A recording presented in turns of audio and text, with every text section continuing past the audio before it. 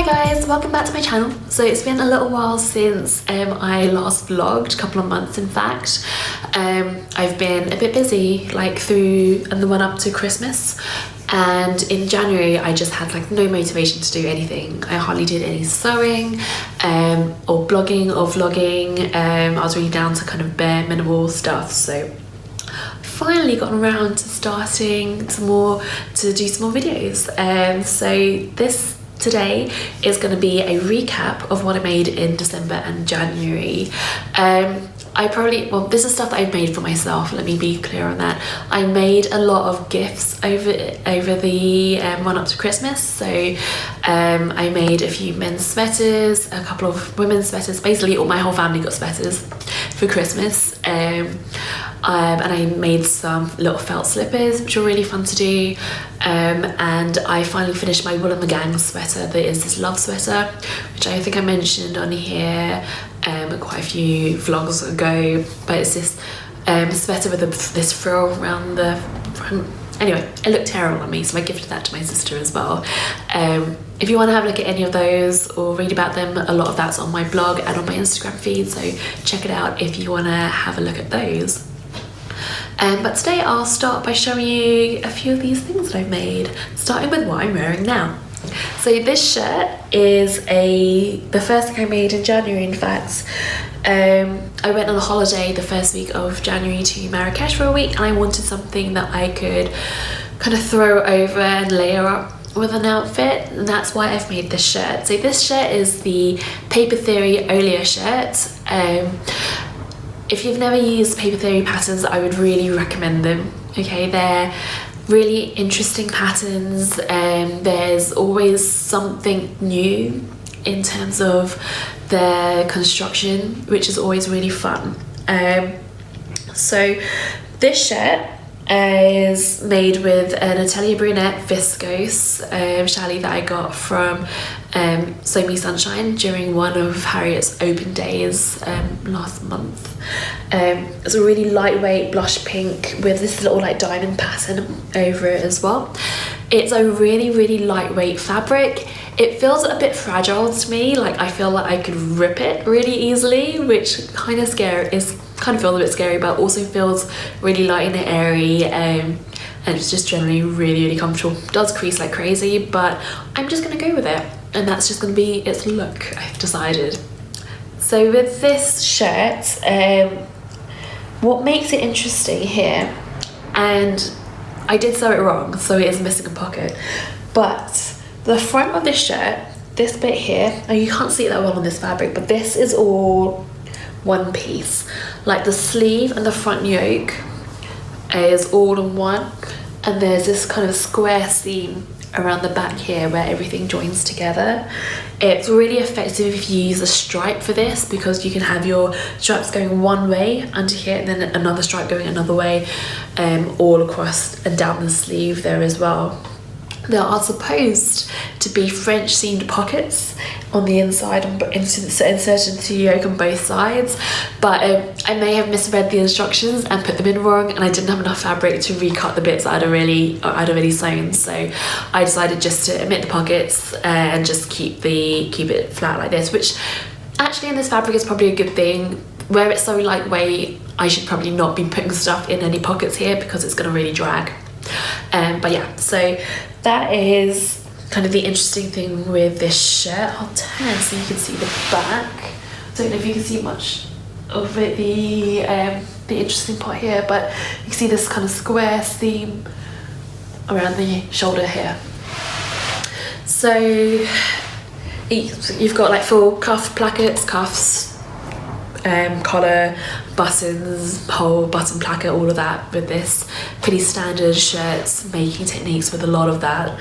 I use less interfacing than recommended, so if you do make this, just bear in mind with the type of fabric that you are using to make sure that you're using the right interfacing, the right amount of it. I used half the interfacing recommended, so for example with a cuff, instead of interfacing the entire piece, which would have been the front and back, up front and lining of it, I only interfaced on one side of it just to keep it lighter, because I didn't want to have super light fabric, heavy cuffs, and the same with the collar and the button placket too. But that is, you know, see how your fabric works for you. I really like it. I find it really comfortable. I tend to like to wear it tied up at the front like this with my jeans, and I can really see this becoming a really good summer staple and holiday staple as well. Actually, all year round staple. I've really worn it loads this winter, I'll be honest. And I've worn it enough that I am planning another version of it. I am planning to make one in a white ivory, white/ivory cotton dummy, which I think should be really fun. I will try to put the pockets in that one though. Okay, so I will stand up and I'm going to show you the next make that I'm already wearing. So these are the Dawn jeans from Nielsen, the first new pair of jeans I've made in a little while. So I made the version with the kind of slim or straight leg. It's got a high rise on it. These are made in a rigid denim, so woven non-stretched denim.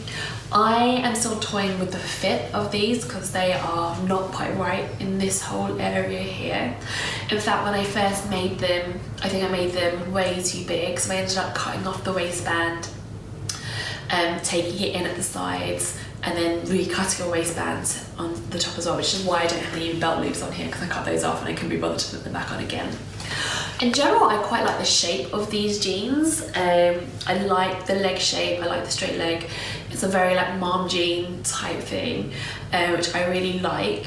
I find the crotch fitting difficult on me, and I know that it's because, you know, I do carry more weight in this area, and that I've got more lumps and bumps than an average like size 8 person does, so it does take a little more time to get things right. But if you have a look, I'll show you from the front and from the back. So this is after I've worn it for a while. Okay, so worn them for all day today. Just bear in mind that denim does stretch, does give, so like straight out the wash this will be like kind of skin tight, and then through the day it relaxes. I need to do more of the crotch fitting around here. I think I need to do just round out my crotch seam a bit more and maybe lengthen it. I've read so many fitting, like pant fitting techniques and booklets things, and I am like all over the place with what I need to do. I think I need to try like every single technique to see what works for me. But yeah, it's a little bit tricky fitting trousers, I'm not gonna lie. But that being said, I'm still really happy with them. I think they look reasonable. I'm not gonna say they look great, they look reasonable. And I do love a high-waisted jean like this. I don't know, what do you think? It's really hard to tell. I go through phases as well, look in the mirror and be like, yeah, they look great. And then I'll look at the back and I'll be like, what are you thinking? The fit looks terrible. I don't know whether that's just me or if I'm just like, you know, when you see things from a different perspective, you're like, yeah, we'll see. I might still change things in future. I'm not against unpicking some of the top stitching and changing some of the shape of these. I don't know if I still want to take it in a little bit more on the side as well. Just lots of difficulties with it. I have to say, when it comes down to jeans making, I do think that stretch jeans is a little bit easier. Like, I've had a lot less fitting problems with my ginger jeans than any other type of jean that I've made, and I think that just with the stretch it's just that little bit more forgiving. So that's just something to bear in mind if you are planning to make your own jeans. So see how you guys get on. I do want to make these again, and I bought some some cream corduroy that I want to try making some out of, and I do want to try making the wide leg version, the wide crop leg version. I don't know if that will just make me look really short or if they look really cool. I really want to hope that they look cool. Basically, I want to try a different leg style than just having skinnies and all the time. So this was step one, going for a very straight leg on here, but I do want to have something a bit wider as well. I like that the Dawn has all the options with it, and I do think these structures are good. It's a decent pattern, worth getting it if you are looking for a woven rigid denim pattern. So I'm gonna get changed and I'll show you the next outfit. So this is my second iteration of the By Hannah London Hannah dress, which I've made in a viscose crepe from the Fabric Godmother. This is just like the most summery, kind of pretty dress I've made for a while. I feel like it's very, you know, European seaside kind of outfit. So with this dress, the bodice I kept exactly the same as the one I made before, and the skirt I did as a single tiered gathered skirt, and pretty much kept it as the original, just a little bit shorter. The sleeve is where I made it a bit different, as you can see here. It's got this little kind of puff sleeve thing going on. So I took the bishop sleeve from the Hannah pattern, I flared it out even more, so slash and spread that pattern and kept it to kind of a mid forearm level. I then gave myself a really deep hem up here, and then I stitched 2 lines of shirring all the way across, and that was to just gather everything in, give it a little bit of bounce so it's comfortable in there. I was trying to think of, you know, a very like bell type puff sleeve thing going on. Basically just keep it a little bit different. As much as I loved the bishop sleeves on my original Hannah dress, the blue and white gingham one that I made, they are crazy and practical. Like, they get in everything. I love them and I love wearing that dress. But those sleeves the ties get in everything, and they're constantly coming undone. So I'm looking at other ways to kind of use the similar kind of shape and style, because I love a statement sleeve, but without, you know, me getting it in loads of ketchup and stuff like that and soup. So yeah, it's a lovely dress. I put pockets in. I've made the pockets a little bit higher than where my original one was, because I felt that they were a bit low on me. I feel like my pattern placement on the top is a little unfortunate, but I mean, have a think about it and see if you notice what I'm talking about. I'll have a little spin and show you what the rest of it looks like from the back. And I've kept it to a midi length. I feel like that kind of compensates for quite a low cut top. So you feel kind of relatively modest. I feel like, considering we don't have the hotter summers here, that actually having a little bit of a longer length makes it a little bit more versatile. I'll move on to the next one now. Alright, so this is the Wilder gown. This is the pattern released by the Friday Pattern Company last year. Really made the rounds. It's a really lovely dress. It has these raglan sleeves with a gathered neckline around the top. I've hacked the pattern from the original to include these big sleeves, which also have a little cuff, little tie out the cuffs, and I've added an extra panel of gathering of the skirt as well. So this is in 3 tiers instead of 2. I'll be honest, not worth doing that last bit. I do think that this would have looked better as a 2-tiered skirt. I don't know what I was thinking at the time. Who knows? I think it was more the fact that I just had a lot of fabric and I thought this would be a good way to use it. For the ties, I've chosen just to use a velvet ribbon in both areas, for the neck and for the cuffs. Partly I was lazy, partly I like the contrast, but yeah. I do quite like how these have turned out, although I do wish that I had a double-faced velvet ribbon for those. The top is all gathered at the neckline, I don't know if you can see that, so round the back, through to the front here, and then tied at the front here, so there's no other closures besides this. The bodice I have lengthened just slightly, so the bodice I lengthened by 1 centimetre. Now that's very not what I do. I'm normally all about shortening bodices because I'm very short here. But I knew that from the photos of this garment that the pattern just sits really short there, and I knew that I would need to cinch it in for this to look halfway decent on me. So I wanted the waist seam to sit more on my natural waist than it would have done otherwise, just so that I knew it would be hidden by the belt whenever I wore it like that. I also have pockets in here too, because what's a dress without pockets?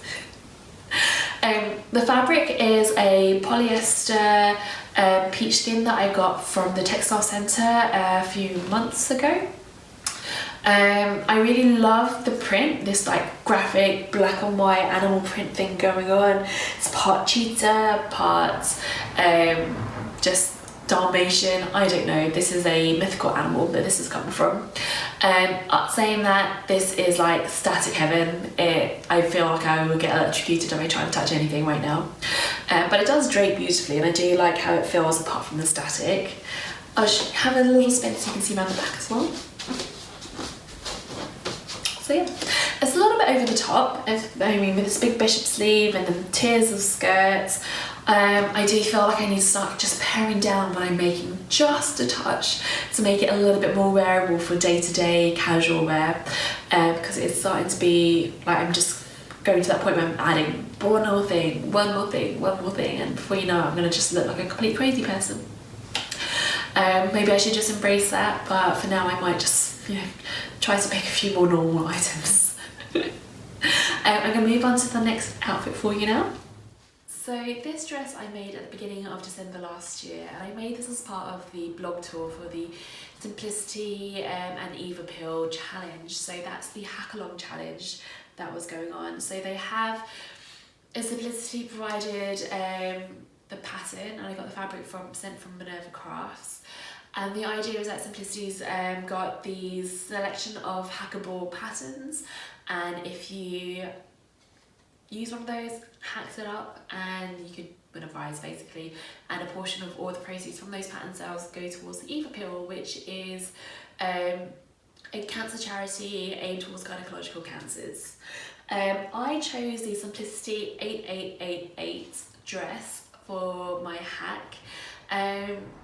I'll be honest, none of the hacking patterns are particularly great. They all look a bit drab, but then I guess it's up to us to make them a bit more exciting. So this pattern has these kind of princess seams running all the way down, and then these gathers in the side. So the princess seam kind of stops on the side panel here, and then gathers on each side as well, and then the same on the back, and on the centre back there's a zip as well. So what I did for mine, firstly, again, with the by hand London Hannah sleeve, I swear that pattern has got so much use since I've forgotten it. So I used the by hand London sleeve on here, and I've added a cuff, as you can see, with 3 little buttons on the side, and I have put in a few little tucks on the sleeve as well to create this kind of like draping effect there as well.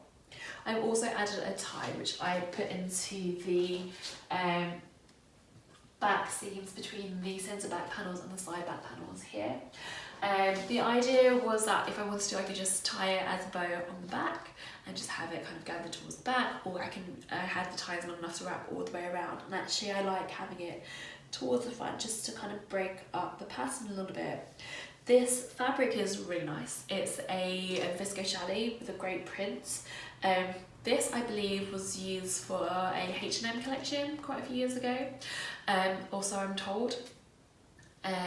So it's always interesting to see how those kind of things have filtered back into the kind of home sewing market afterwards. I've got pockets in here as well, that's all part of the pattern though, and I've kept it like a midi length thing as well. It's really quite comfortable, not quite as flamboyant as my previous dress, so a little bit more wearable as well. Great in winter with some boots, and I feel like this is going to be quite a good transitional dress piece for me. I'll move on to the next one. Great, so this last new dress I've got to show you was the dress I made for the festive season. So this was meant to be my Christmas and New Year dress. It's yet another Mira dress from Fibre, and again, probably my most used pattern of 2019 for sure. I've made this in this purple leopard print taffeta. It's a polyester taffeta that I got from myfabrics.co.uk, and it was really cheap, that's why I got it. I just couldn't resist this colour.